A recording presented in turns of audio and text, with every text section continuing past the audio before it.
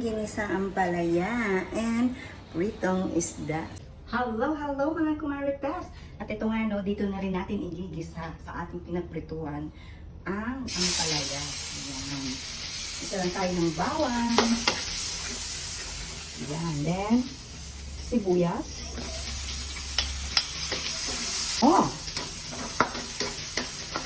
Grabe. And of course, itong kamatis. Ayan. Ito natin yung mabuti yung kamatis. Ano? Hanggang maluto siya. Ayan. Anyway, hinog siya. So, madali lang siyang maluto.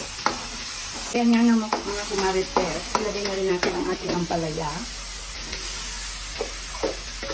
Ayan. Ito ko lang.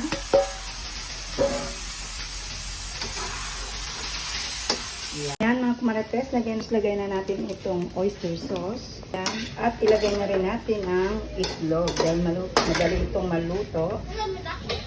Lagay natin ang itlog. Ayan. At ayan, at igisa na natin. And that's it mga kumarites. Ang bango. Ito na ang ating ginisang ampalaya.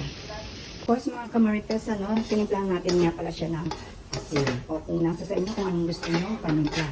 And this is it mga kumarites, ang ating ginisang ampalaya.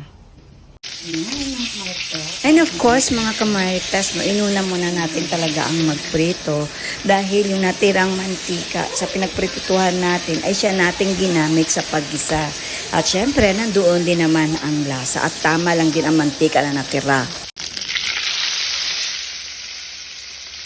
So this is it mga kumarites, ang ating ginisang ampalaya and pritong isda. So ano pang hinihintay nyo? Tara, samahan nyo kaming kumain ng pananghalian.